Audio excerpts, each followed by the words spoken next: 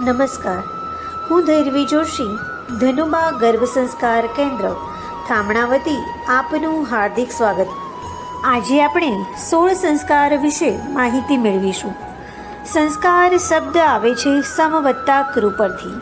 સમ એટલે યોગ્ય અને કૃ એટલે કરવું, યોગ્ય કે સારું કરવું.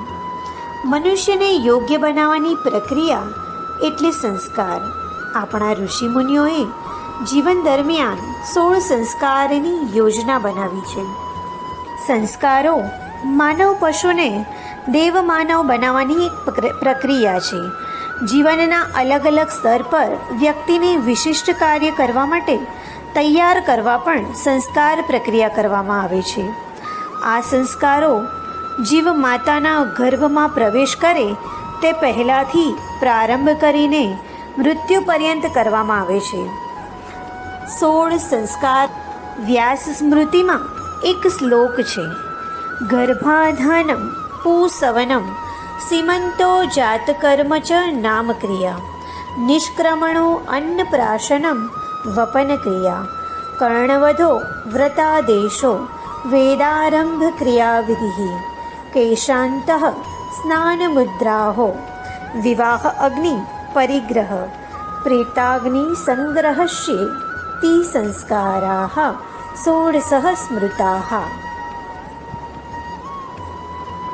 જેમ મકાન બનાવતી વખતે ભૂમિપૂજન કરવામાં આવે, પાયાનું પૂજન કરવામાં આવે, 12 શાખ મૂકતી વખતે પૂજન થાય, એ મકાનના ટર્નિંગ પોઈન્ટ છે. તેવી જ રીતે મનુષ્ય જીવનમાં આવા 16 ટર્નિંગ પોઈન્ટ આવેલા છે. કાગળ ઉપર દોરેલું ચિત્ર અને એ ચિત્રને વધુ સુંદર બનાવવા માટે રંગો પૂરવામાં આવે અને તેને સંપૂર્ણ બનાવવામાં આવે. એ જ રીતે મનુષ્યનું બીજ પ્રગટ થાય તે સમયે જે ચિંતન કરીને જીવ સંસારમાં પ્રવેશ કરે ત્યારથી જીવન પર્યંત સંસારરૂપી વિવિધ રંગોથી સજાવીને જીવન મુક્તિ સુધીની માર્ગદર્શક પ્રક્રિયા એટલે 16 સંસ્કાર. આત્માના નિવાસનું સર્વશ્રેષ્ઠ સાધન મનુષ્ય શરીર છે. આથી શરીર, મન, બુદ્ધિ અને ચિત્તને પવિત્ર બનાવવાની પ્રક્રિયા એટલે 16 સંસ્કાર. મનુષ્ય કાળમાં સૌથી પહેલો કરવામાં આવતો સંસ્કાર છે ગર્ભાધાન સંસ્કાર. દાંપત્ય જીવનનો એક ઉદ્દેશ શ્રેષ્ઠ સંતતિ ઉત્પન્ન કરવાનો છે.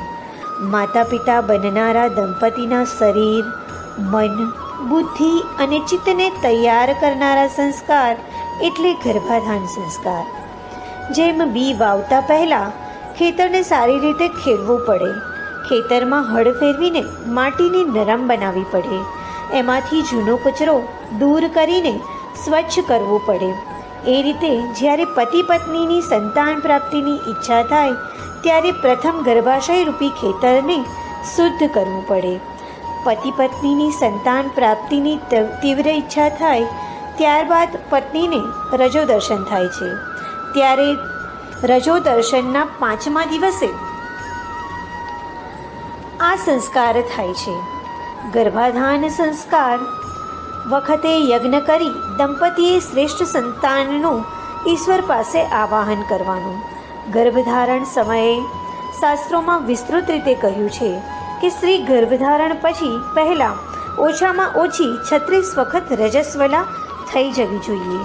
તદુપરાંત પૂર્ણિમા, અમાસ, એકાદશી, ચૌદસ જેવા પવિત્ર દિવસે પણ સંપૂર્ણ સંયમ પાલન કરવાનો શાસ્ત્રીય આદેશ છે. આ પવિત્ર દિવસો ગર્ભાધાન માટે વર્જ્ય છે. લગ્ન પછી સંતાન ઉત્પત્તિ કાર્ય એ સામાજિક ઉત્થાનનું કાર્ય છે. મંત્રોચ્ચાર દ્વારા સ્ત્રીના આખા શરીરમાં રહેલી માનસિક અવરોધરૂપ સૂક્ષ્મ તન્માત્રાઓ દૂર થાય છે અને ચિત્તની શુદ્ધિ થાય છે. પતિ પત્ની શારીરિક, માનસિક, પ્રાણિક અને આધ્યાત્મિક દ્રષ્ટિથી માતા પિતા બનવા માટે સક્ષમ બને છે. બીજો સંસ્કાર છે પુંસવન સંસ્કાર. ગર્ભધારણ નિશ્ચિત થઈ જાય પછી આ સંસ્કાર કરવામાં આવે છે. સર્વાંગી સ્વસ્થ માતાના ગર્ભાશયમાં ગર્ભનું સ્થાપન અર્થાત ગર્ભાધાન થયા પછી ગર્ભ ઉપર પુંસવન સંસ્કાર કરવામાં આવતો હોય છે. જનીન વિદ્યા અને ગર્ભ વિદ્યા અનુસાર અંડકોષ અને શુક્રકોષમાં રહેલા રંગસૂત્રના મિલનથી ગર્ભના આનુવંશિક લક્ષણ નિશ્ચિત થાય છે. આ પ્રક્રિયા ગર્ભાધાન પછી તરત જ શરૂ થઈ જાય છે. માતા પિતામાંથી જો કોઈ પિતૃક વંશમાં પ્રાપ્ત રોગના વાહક હોય અને તે જનીન પ્રભાવી બની જાય તો ગર્ભસ્થ શિશુ પણ એ રોગનો ભોગ બને છે. આ પરિસ્થિતિ દૂર કરવાનો એકમાત્ર ઉપાય પુંસવન વિધિ છે. પુંસવન વિધિ કરવાથી સ્વસ્થ જનીન પ્રભાવી બને છે અને રોગયુક્ત જનીન એ ગૌણ બની જાય છે. વ્યક્તિના ભાવિ જીવનનું માનચિત્ર આ જનીન નિર્ધારિત કરે છે. જનીનની રચના સમયે જ પુંસવન સંસ્કાર કરવાથી ગર્ભસ્થ શિશુ શારીરિક, માનસિક, પ્રાણિક, બૌદ્ધિક અને આધ્યાત્મિક દ્રષ્ટિથી સમર્થ બને છે. શુભ મુહૂર્ત જોઈ ઈષ્ટદેવની પૂજા કરીને સંતતિ માટે શુભ ભાવનાથી પ્રાર્થના કરવી. ત્યાર પછી પતિ પત્નીના નાકમાં જમણે ઔષધિના ટીપાં મૂકવામાં આવે છે. આ ઔષધિમાં કોમળ ધરો, પીપળાના કુમળા પાન, કોમળ વડવાઈ તેનો રસ કાઢવામાં આવે છે અને એ રસના બિંદુનો નશ્ય આપવામાં આવે છે. નશ્ય આપવા માટે આયુર્વેદના જ્ઞાતા વૈદ્યની સલાહ ખૂબ જ જરૂરી છે. નશ્ય કર્મને કારણે સ્ત્રીના ગર્ભાશયનું શુદ્ધિકરણ થાય છે અને પૂર્વ સંચિત થયેલા દોષો દૂર થઈ જાય છે. ગર્ભની જાણ થયા પછી બીજા કે ત્રીજા મહિને આ સંસ્કાર કરવામાં આવે છે. પુંસવન સંસ્કારથી પૌરુષયુક્ત બાળકનું નિર્માણ થાય છે. ત્રીજો સંસ્કાર સીમંતોન્નયન સંસ્કાર છે. શ્રીમંત નહીં, સીમંત સંસ્કાર. 6ઠ્ઠા મહિના સુધીમાં શિશુના બધા જ અંગો અને પ્રત્યંગોનો વિકાસ થઈ જાય છે. માત્ર માથાના 2 ભાગનું જ બંધારણ બાકી રહેતું હોય છે. આ 2 ભાગોને જોડતી સીમાનું બંધારણ આ સમયે થઈ જતું હોય છે. તેથી પણ આ સંસ્કાર સીમંતોન્નયન સંસ્કાર કહેવામાં આવે છે. સીમંતોન્નયન સંસ્કાર સગર્ભા અવસ્થાના 7મા મહિનામાં થાય છે. જેમ કેરી જ્યારે વૃક્ષ ઉપર 75% પાકી ગઈ હોય ત્યારે તેને આપણે કુંભફળ કહીએ. આ સમયે જો પક્ષી આવીને ચાંચ સહેજ પણ લગાવે તો એ ખરી પડે. એવું જ આ મહિનામાં ગર્ભસ્થ શિશુ સાથે બનતું હોય છે. આ સંસ્કાર ગર્ભનો નહીં, માતાનો હોય છે. આ સમયે ગર્ભવતી સ્ત્રી આનંદમાં રહેવી જોઈએ. આમ શાસ્ત્રોક્ત વિધિ દ્વારા માતાને માનસિક તૈયાર કરવામાં આવતી હોય છે.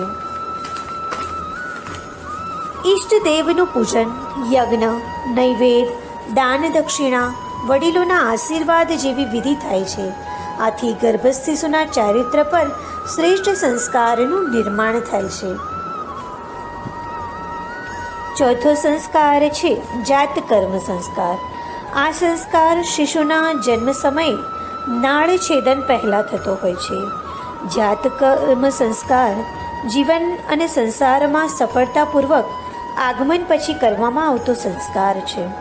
જાતકર્મ સંસ્કારમાં ગાયનું શુદ્ધ ઘી, મધ અને સુવર્ણનું મિશ્રણ બાળકને આપવામાં આવે છે.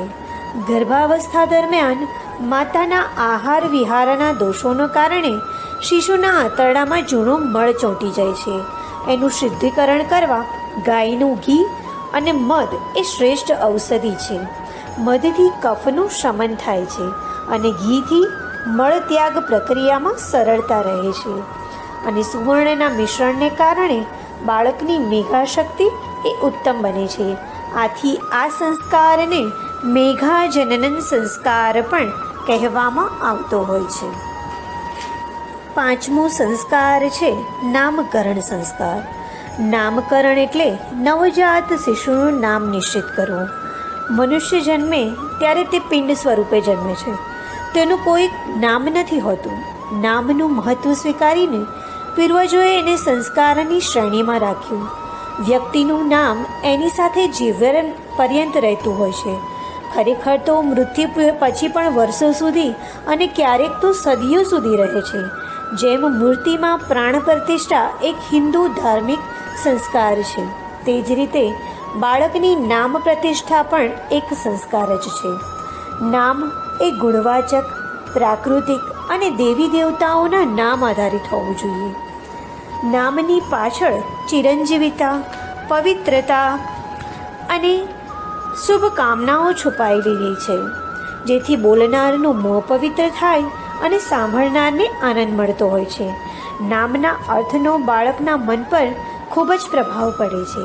જ્યારે તે સંસારને સમજવા લાગે તેમજ નામના ગુણોને પોતાના સ્વભાવ અને જીવનમાં એ શોધવા લાગતો હોય છે. 7મો સંસ્કાર છે અન્નપ્રાશન સંસ્કાર. અન્ન એ મનુષ્ય શરીરના નિર્વાહનું અનિવાર્ય તત્વ છે. નવજાત બાળકને પ્રથમવાર અન્ન ગ્રહણ કરવામાં આવે એ પ્રક્રિયાને અન્નપ્રાશન સંસ્કાર કહેવામાં આવે છે. જન્મ પછી 6ઠ્ઠા મહિને આ સંસ્કાર કરવામાં આવે છે.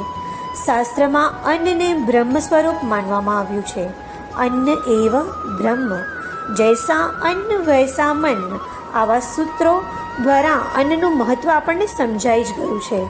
બાળક 6 મહિનાનું થાય ત્યાર પછી પાચક રસ્વ એ પરિપક્વ થવા લાગતો હોય છે. આજકાલ માતાની અજ્ઞાનતાના કારણે બાળકને શું આપવું શું ન આપવું એ અવિવેક હોવાથી તે ક્યારેક મીઠા રસની પૂર્તિ કરવા માટે બિસ્કિટ, ચોકલેટ, આઈસ્ક્રીમ આવી અહિતકર ચીજો આપીને બાળકના કોમળ પાચન તંત્રને નુકસાન પહોંચાડતું હોય છે. બાળક ઉપર માતાના મધુર દૂધના સ્વાદના સંસ્કાર થવાથી તેને મીઠી મધુરી ચીજ જ સૌથી વધારે ભાવતી હોય છે અને માતા અહિતકર અજ્ઞાનતાના કારણે આપી અને એના પાચક તંત્રને નુકસાન પહોંચાડતી હોય છે. માતૃહસ્તેન ભોજનમ, માતા દ્વારા સંસ્કાર કરવામાં આવે છે. બ્રહ્મભોજન અને અન્નદાન કરવામાં આવે છે. માતાના હાથે સંસ્કાર થવાથી માત્ર અન્ન જ નહીં પરંતુ અન્નની સાથે ભાવનાનો પણ વિકાસ. 8મો સંસ્કાર છે કર્ણવેધન સંસ્કાર. આપણે જ્યારે ભગવાન શ્રી કૃષ્ણ, ભગવાન શ્રીરામ અને અન્ય રાજાઓના ચિત્રો જોઈએ ત્યારે એના કાનમાં કુંડળ અવશ્ય જોતા હોઈએ છીએ. જન્મ પછી એકાદ વર્ષ બાદ કાન વિંધવાની આ પ્રક્રિયાને કર્ણવેદ સંસ્કાર કહે છે. બાળકના બંને કાનમાં કર્ણકાર અથવા કોઈ ચિકિત્સક દ્વારા છેદન કરવામાં આવે છે. પુરુષને હર્નિયા અને સ્ત્રીને અંડકોષના રોગ આ કર્ણવેધન સંસ્કારથી થતા નથી.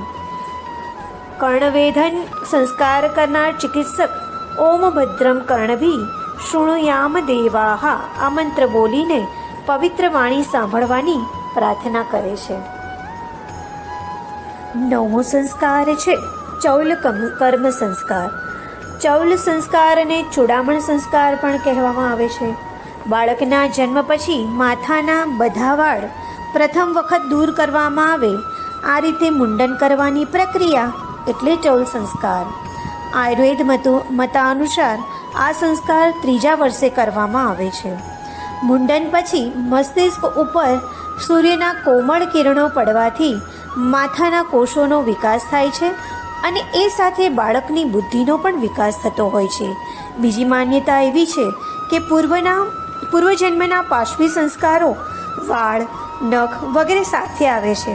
આથી એનો નાશ કરવા વાળ દૂર કરવા ખૂબ જ જરૂરી છે. મસ્તિષ્કની પાછળ ડાબી બાજુના ભાગમાં બ્રહ્મ ગ્રંથિ છે અને પાછળ જમણી બાજુના ભાગમાં વિષ્ણુ ગ્રંથિ છે. આ ગ્રંથિઓમાં પૂર્વજન્મના કુસંસ્કારો હોય છે, જેમ કે ડાબી બાજુએ ઈર્ષા, હિંતાનો ભાવ જેવા દુર્ગુણ, જ્યારે જમણી બાજુ મહત્વકાંક્ષા, ગુરુતા ગ્રંથિ જેવા કુસંસ્કારો હોય છે. આ કુસંસ્કાર મનુષ્યને જીવન પર્યંત પ્રતિ ગતિ કરવા માટે અવરોધ ઉત્પન્ન કરતા હોય છે. આથી નાની ઉંમરમાં જો વાળ દૂર કરવામાં આવે તો આ કુસંસ્કારો પણ ઓછા થઈ જતા હોય છે. 10મો સંસ્કાર છે ઉપનયન સંસ્કાર. ઉપનયનનો શાબ્દિક અર્થ થાય છે પાસે કે નજીક લઈ જવું. ઉપનયન એટલે વિદ્યાર્થીને ગુરુ પાસે લઈ જવો. જન્મ પછી 7 વર્ષની વય સુધી બાળક માતા પિતા અને પરિવારજનોના સ્નેહયુક્ત વાતાવરણમાં જ ઉછર્યો. યજ્ઞોપવિત એ વિદ્યારંભ કરવાનો શ્રેષ્ઠ સંસ્કાર છે. જનોઈ નવદોરાની બનેલી હોય છે, જેનો ઉદ્દેશ્ય પણ શ્રેષ્ઠ હોય છે.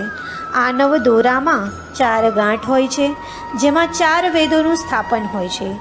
વેદોના અધ્યયનથી વિદ્યાર્થી બ્રહ્મજ્ઞાન પ્રાપ્ત કરે છે. આ રીતે નવદોરામાં નવદેવ અને 4 વેદોની સ્થાપના યજ્ઞોપવિત બને છે. હવે સામાન્ય દોરો ન રહેતા જીવન પર્યંતની દીક્ષા બની જતો હોય છે.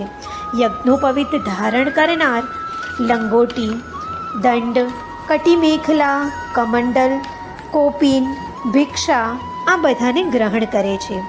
ગાયત્રી મંત્ર જેવી મંત્ર દીક્ષા અને પ્રાણાયામથી વ્યક્તિની આધ્યાત્મિક ઉન્નતિ થતી હોય છે. ઉપનયન સંસ્કારથી બાળકમાં શાસ્ત્ર અધ્યયન કરવાની જિજ્ઞાસા વધે છે. 11મો સંસ્કાર છે વેદારંભ સંસ્કાર. ગુરુ શિષ્યને પ્રથમ વખત વેદોના અધ્યયન માટે દીક્ષા આપે ત્યારે વેદારંભ સંસ્કાર કરવામાં આવે છે. વેદારંભ સંસ્કાર પહેલાં યજ્ઞ થાય છે. ગુરુ શિષ્ય પાસે 3 વ્રત લેવડાવે છે. આ 3 વ્રતો છે પરિશ્રમ, તપ અને સ્વાધ્યાય. આ 3 વ્રતો આશ્રમના શ્રેષ્ઠાચાર હતા. તદુપરાંત સાદગીભર્યું જીવન, સ્વાવલંબન અને ભિક્ષા આ આચાર સંહિતાના ભાગ હતા. વેદારંભ વખતે પાટી, પેન, કલમ, ખડીઓ અને સ્લેટ આપવામાં આવતી હતી. પેન કલમ એ ધૃતિનો અર્થ થાય છે અભિરુચિ. ભણવામાં અભિરુચિ ઉત્પન્ન કરનારની પૂજા પ્રથમ કરવી જોઈએ. ખડીઓ એનો અર્થ થાય છે એકાગ્રતા. ભણવા માટે બીજી આવશ્યકતા એકાગ્રતાની છે. પાટી અને સ્લેટ એનો અર્થ થાય છે કઠોરતા. ભણવા માટે કઠોરતા અને પરિશ્રમની આવશ્યકતા છે.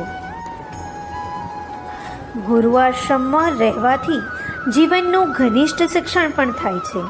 આથી જીવનને સમજવા અને જીવનનું લક્ષ્ય નિશ્ચિત કરવાની દિશા પણ અહીં નિશ્ચિત થતી હોય. 12મો સંસ્કાર છે સમાવર્તન સંસ્કાર. 25 વર્ષ પૂર્ણ કરીને શિષ્ય ગુરુના આશ્રમમાંથી સ્વગૃહે આવતો હતો. પછી તે ગૃહસ્થાશ્રમમાં પ્રવેશ કરતો હતો. ગુરુના આશ્રમમાંથી સ્વગૃહે જતી વખતે સમાવર્તન સંસ્કાર થતા હતા. એને દીક્ષાંત સંસ્કાર પણ કહેવામાં આવતા હોય છે. ગુરુ શિષ્યનું આશ્રમવાસીઓ સમક્ષ આશીર્વચન સામે મધુઅર્ક આપીને સન્માન કરે છે. બધા શિષ્યો સમક્ષ એની વિદ્વતા અને ગુણોનો પરિચય ગુરુ કરાવતા હતા. સમાવર્તન એટલે શિષ્ય આશ્રમમાં જીવનમાં અર્જિત કરેલા સદ્ગુણોને આત્મસાત કરવાનો પ્રસંગ. આશ્રમો હંમેશા સમાચાર આધારિત હતા. શિષ્ય અભ્યાસ બાદ ગૃહસ્થાશ્રમમાં સ્થિર થાય અને અર્થાપ ઉપાર્જન કરીને એમાંથી નિશ્ચિત કરેલો ભાગ ગુરુ દક્ષિણા રૂપે આપતો હતો. સમાવર્તન સંસ્કારની શ્રેષ્ઠ અને પવિત્ર વિદ્યા અને વિદ્યા આપનાર ગુરુ પ્રત્યે શ્રદ્ધા અને ગૌરવના ભાવનું નિર્માણ થતું હતું. 13મો સંસ્કાર છે લગ્ન વિવાહ સંસ્કાર. વિવાહનો અર્થ થાય છે વિશેષ રૂપે વહન કરવું. સ્ત્રી અને પુરુષ સ્વેચ્છાએ પરસ્પર જોડાય. પુરુષ પ્રેમપૂર્વક સ્ત્રીને પોતાના ત્યાં લઈ જાય અને એની જવાબદારી સંભાળે. આ પ્રક્રિયાને વિવાહ સંસ્કાર કહેવામાં આવે છે. સમાજને ટકવાનું ઉત્તમ કેન્દ્ર એ પરિવાર છે. પરિવારના વ્યવસ્થાને શ્રેષ્ઠ બનાવવા ઉત્તમ ગૃહસ્થાશ્રમીઓની આવશ્યકતા છે. કામ એ પ્રાકૃતિક ગુણ છે. એનું નિયંત્રણ કરીને સંતાન ઉત્પત્તિ નિર્માણ કરવાનું માધ્યમ બની શકે છે. વિવાહ સંસ્કાર થવાથી કામભાવના માત્ર વાસના ન રહેતા પ્રેમ અને સમર્પણ, ત્યાગ જેવા ગુણોનું નિર્માણ થાય છે. વિવાહ એટલે સ્ત્રી અને પુરુષની પરસ્પરની ચાહના. આ શુદ્ધ અને નિરપેક્ષ પ્રેમના પ્રતીકનું પરિણામ એટલે બાળક. વિવાહ સંસ્કાર દરમિયાન સપ્તપદી વાંચન થાય છે. વર અને કન્યા પોતાના ગૃહસ્થાશ્રમની શ્રેષ્ઠ ધારણા માટે પરસ્પર સાથ વચન આપે છે. આ વચન વરકન્યાને બદલે પુરોહિત બોલે છે. સપ્તપદી બોલતી વખતે સપ્તપદી સાંભળવા માટે ઉપસ્થિત સગા અને સંબંધીઓને આગ્રહ કરવામાં આવે છે. 14મો સંસ્કાર છે વાનપ્રસ્થાશ્રમ. 25 વર્ષનો ગૃહસ્થાશ્રમ પછી 50 વર્ષ પૂર્ણ થતાં વાનપ્રસ્થાશ્રમનો પ્રવેશ થાય છે. જો આશ્રમ અનુસાર માતા પિતા ઘર કાર્યથી અનાસક્ત થઈને સામાજિક કાર્યમાં લાગી જાય તો વર્તમાનની ઘણી બધી સમસ્યાઓ હલ થઈ જાય. સામાજિક સેવા પછી થોડાક સમય માટે વાનપ્રસ્થી ઘરે આવે ત્યારે એના પરિવારમાં એમના પ્રતિ લોકોમાં આદરભાવ અને પ્રસન્નતાનું વાતાવરણ બની રહે છે. જેટલા સમય પરિવારમાં રોકાય એ દરમિયાન પોતાના પૌત્ર અને પૌત્રીને સંસ્કારિત કરવા જોઈએ. ઘરમાં દૈનિક કાર્યમાં હસ્તક્ષેપ ન કરવો જોઈએ, પરંતુ કુળની પરંપરા જાળવવા માટે પ્રેરણા આપવી જોઈએ. વાનપ્રસ્થાશ્રમી એમના જીવન દરમિયાન અનુભવ અને રુચિના આધારે સેવા કાર્યને પસંદ કરવું જોઈએ. 15મો સંસ્કાર છે સંન્યસ્ત સંસ્કાર. આપણા ઋષિમુનિઓએ બતાવ્યું છે કે 75 વર્ષ થયા પછી બધું છોડીને વસુદેવ સાથે પ્રીતિ કરવી જોઈએ. આ અવસ્થામાં એવો અનુભવ થાય છે કે જે પણ કરીએ છીએ એ બધું જ પ્રભુ કરે છે. આપણે બધું ઈશ્વર પર છોડી દેવું જોઈએ અને ઈશ્વર ભક્તિમાં લાગી જવું જોઈએ. પરિવારના કંકાસથી દૂર રહી અને વાનપ્રસ્થ કે સંન્યસ્ત આશ્રમ ગ્રહણ કરવો એ યોગ્ય નથી. સ્વેચ્છાએ બધું છોડીને આનંદમગ્ન થઈને માત્ર ચિદાનંદ સ્વરૂપમાં તલ્લીન થવું એ જ સંન્યસ્ત સંસ્કાર. ભૌતિક જગતથી મોહ ફેરવીને અંતર જગતના માલિક બને છે ત્યારે બધી સિદ્ધિઓ તેની દાસી બની જતી હોય છે અને બધા પ્રકારના ભોગ એના ગુલામ બની જાય છે. જે મનુષ્ય પોતાના મનનો માલિક બને છે તે ઈશ્વર પાસે જલ્દીથી જ. 16મો સંસ્કાર છે અંત્યેષ્ટિ સંસ્કાર. મૃત્યુ શબ્દ સંસારના મનુષ્યને ડરાવતો શબ્દ છે, પરંતુ મૃત્યુ એ અમંગળ નથી. શ્રીમદ ભગવદ્ ગીતામાં બતાવ્યું છે કે સર્વના સંહારક મૃત્યુ અને ભવિષ્યમાં થનારા જન્મની ઉત્પત્તિનું કારણ સ્વયં ભગવાન હું જ છું. મનુષ્ય સંસાર છોડીને ઈશ્વરને મળવા જાય છે, એટલે મૃત્યુ સમયે મનુષ્યના સમગ્ર જીવનના કરેલા કાર્યોનું દ્રશ્ય નજર સામે પ્રગટ થતું હોય છે.